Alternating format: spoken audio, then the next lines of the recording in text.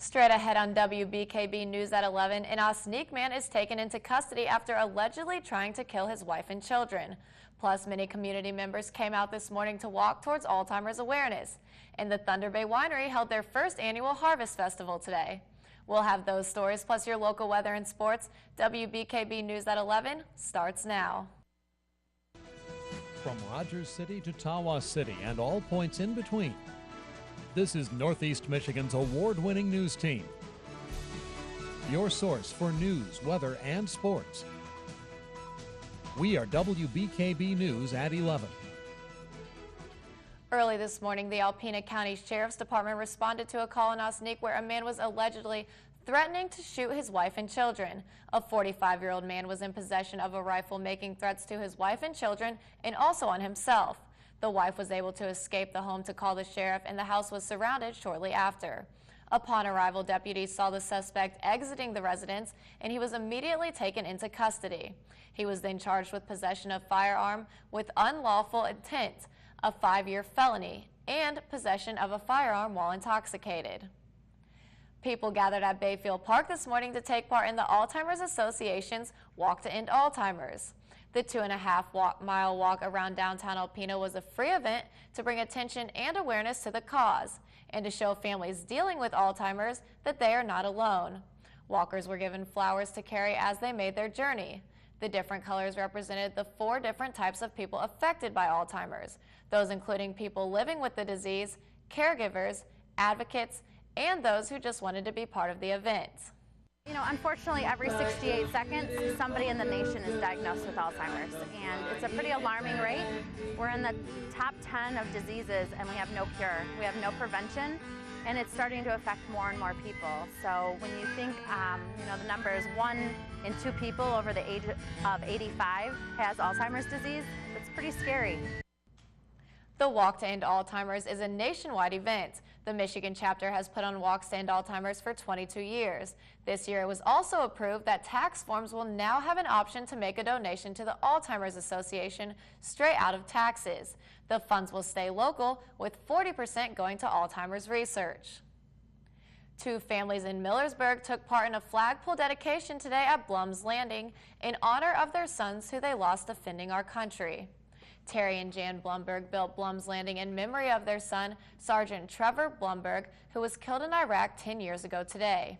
Today, they dedicated the flagpole to their friends Jack and Judy Darga, whose son, Chief Petty Officer Paul Darga, was killed in action in 2006. The Dargas have helped support Blum's Landing tirelessly since the early stages of the retreat 6 years ago. The Old Glory Flag Company out of Livonia, Michigan donated the flagpole, and I determined that we should dedicate it to Paul Darga, their son, for what he did and for what their efforts were. The VA of Sheboygan and the VFW Auxiliary were in attendance today for this very special moment between the 2 families. Blum's Landing is a bed and breakfast retreat for military personnel and their families who have endured physical or mental wounds from serving our country. Janet, my wife, and I saw Trevor. We took him out to dinner, and at dinner he said, you know, this is going to be bad. He said, I may not be back. He said, take care of my dog and take care of my guys. Terry feels that this retreat is a way to give back to and help those who have served our country. Plus, he had to fulfill a promise to his son who followed in his footsteps.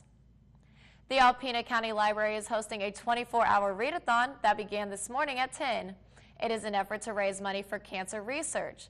Participants are asked to donate $1 for every hour that they read and are encouraged to get sponsorships from family and friends.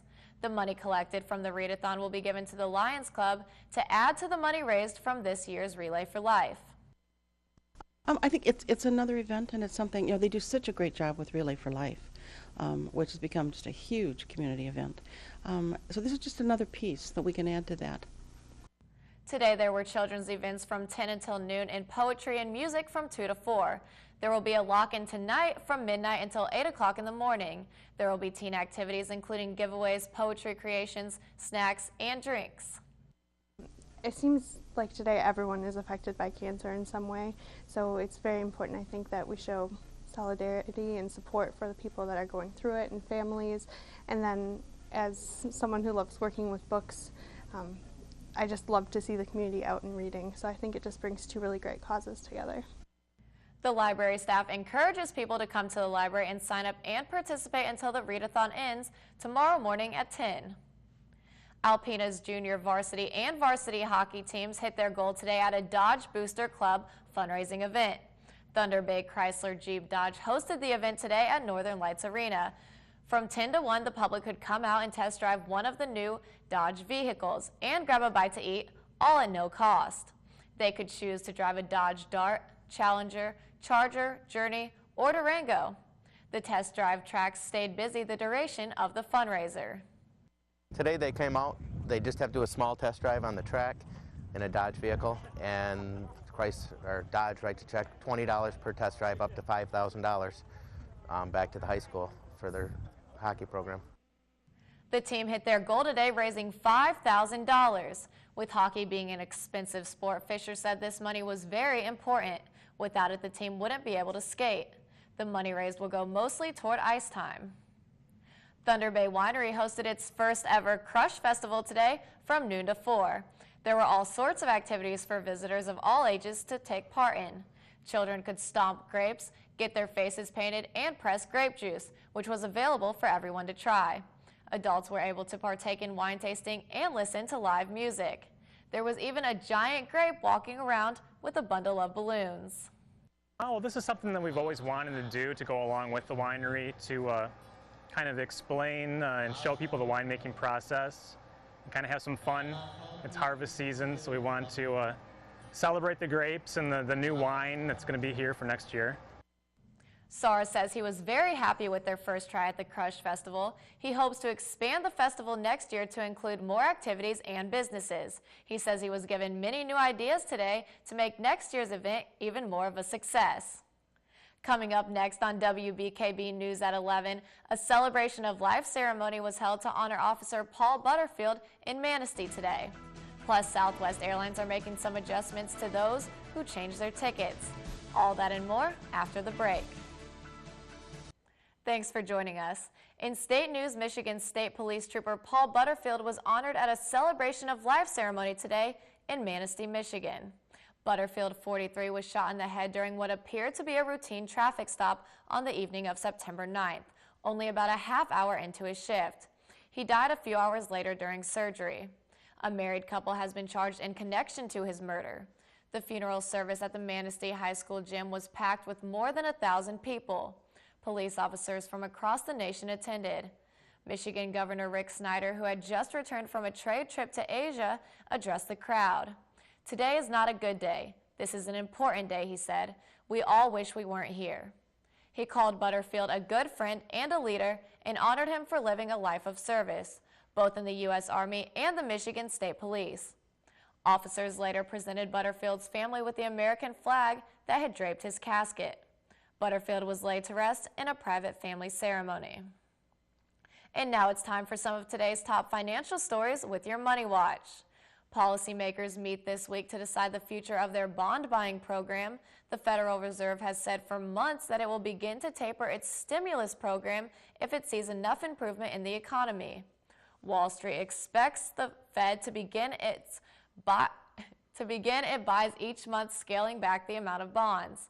That program has helped keep interest rates near historic lows. September has been very strong for stocks. And a new study predicts the number of Hispanic-owned businesses in the U.S. is expected to nearly double this year from 2002. That would bring the total number of Hispanic-owned businesses in the country to 3.2 million. Experts say the numbers show just how quickly the Hispanic population is growing. Southwest Airlines wants to do away with no-shows. Passengers who do not cancel their bookings on Southwest will now forfeit the ticket's value if they don't show up. In the past, customers were able to use the value of the unused ticket toward another flight within 1 year. That meant seats flew empty when Southwest could have sold them to someone else. Southwest passengers can still change non-refundable tickets ahead of time without penalty. GasBuddy.com and AAA of Michigan put together state and local gas prices. The highest price for gas in Alpena is coming in at $3.53 at Shell, and the lowest at $3.48 at Admiral. Across the state, the highest gas prices are $4.25 in Copper Harbor. The lowest price for gas in Michigan is at $3.22 in Lambertville. There is still much more to come on WBKB News at 11. Shannon McGrattan will be in with a look at sports, and I'll be right back with your weather forecast. Stay tuned. Welcome back. It's time now for a look at the weather.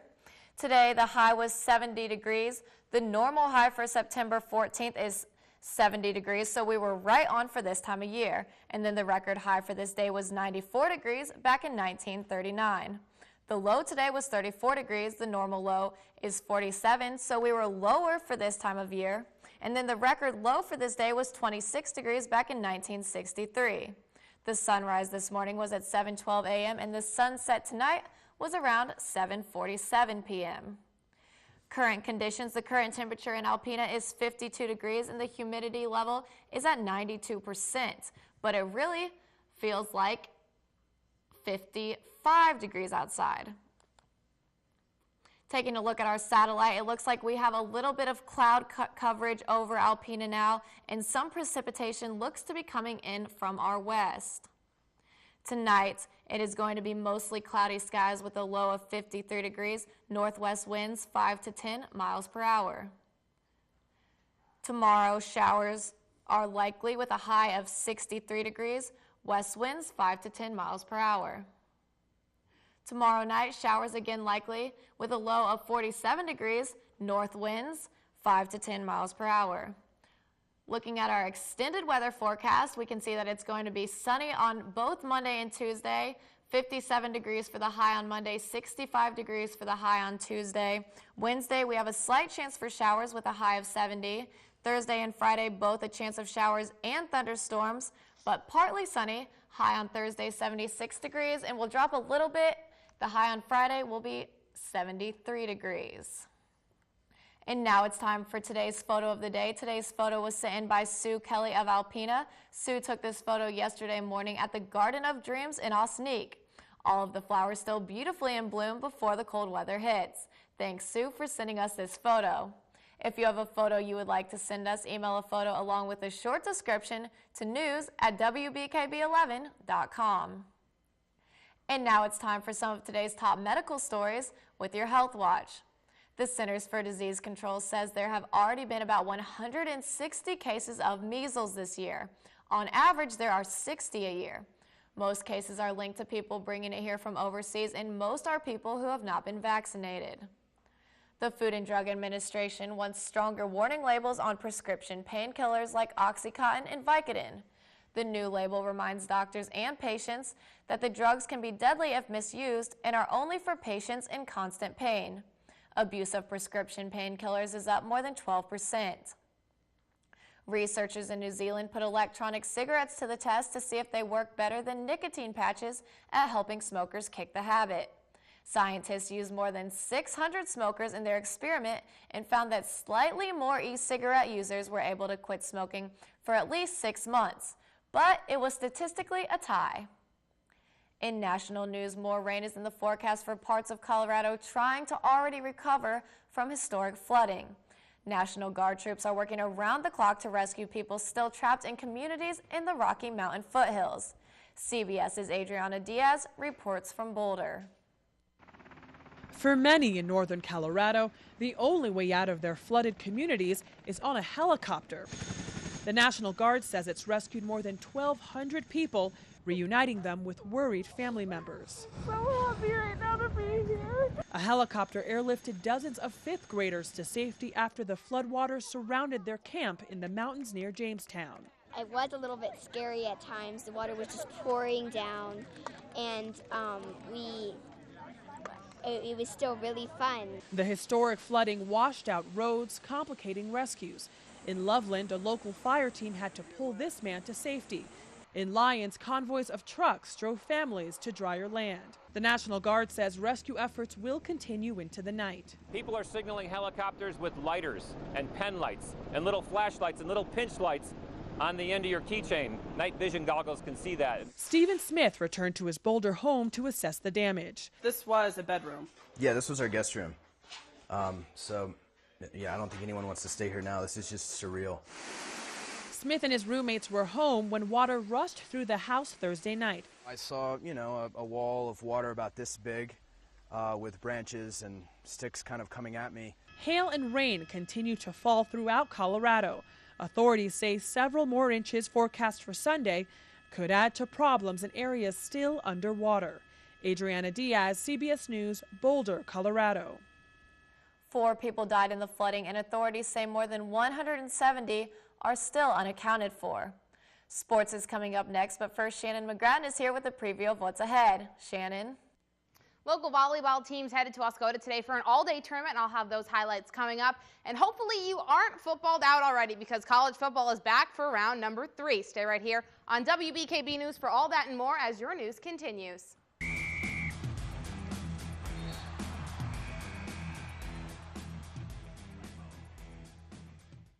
In Oscoda, 4 local teams competing today in an all-day tournament, each team playing 4 pool matches, and halfway through the day, Hale taking on North Star League opponent Augrey Sims in their 3rd match.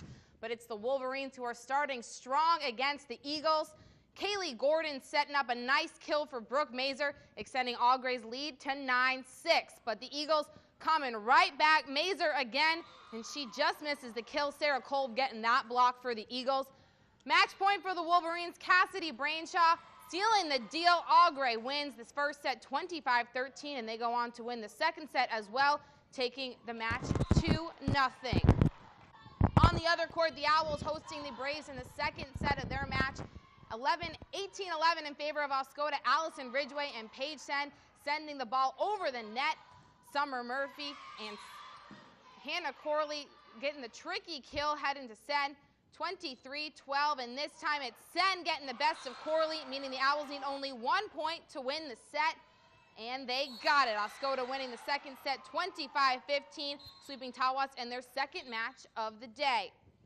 Taking a look at the final leaderboards, Oscoda continuing their winning streak into elimination games, beating Fairway in the semifinals 2-0. Tawas also doing well, beating Augrey Sims in just 2 sets. But in the finals, the Braves will lose once again to the Owls, allowing Oscoda to win it all at home. Switching gears to a colder facility, hockey taking over the Northern Lights Arena, and Fullerton Tool dominating early. Chaz Brewski to Grayson Curry, and right to the net goes Brewski. Saginaw up 1-0 with 12 left in the first. Alpena trying to get something going, but this slap shot going right to the glove of Arden Curry. He had 7 saves in the first. And 30 seconds later, and on the other side of the ice, Fullerton Tool once again with the goal, ending the first up 3-0. Alpena's Karsten Alexander getting 2 goals at the end of the game, but Saginaw keeping their lead, winning 5-2 this afternoon. Over by Hubbard Lake, bikers from the area and across state participating in a bike race through Chippewa Hills. 62 riders having the option to ride in 3 different races depending on their skill level. The event raising over $1,000 for Thunder Bay Trails Association, who focuses on creating non-motorized recreational activities. And once the adults were done racing, it was the children who strapped on their helmets to begin their race of a successful day. We had a great turnout this year. It's like double the participants, so it's a good day. I enjoy it. I like to bike. I'm a biker, and we'll continue to put this on as long as people enjoy doing it.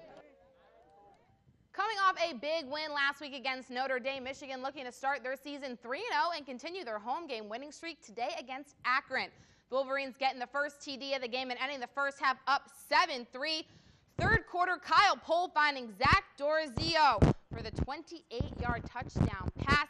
Zips taking control of the game 10-7. Less than 2 minutes later, Devin Gardner helping his team, running 36 yards into the end zone, putting Michigan back on top. But the back and forth would continue. This time, Terrell Goodman running in for Akron to give the Zips a 3-point lead. 3 minutes left in the game. Fitzgerald Toussaint getting Wolverine fans on their feet. Michigan now up 4.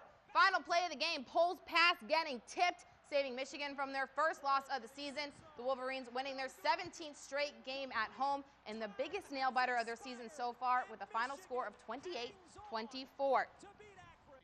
In a dramatic game farther north, Michigan State hosting Youngstown State this afternoon. Picking it up in the second half, M State up 35-10. Nick Hill dodging all the defenders, running in for his first TD of the game, extending the Spartans' lead to 32.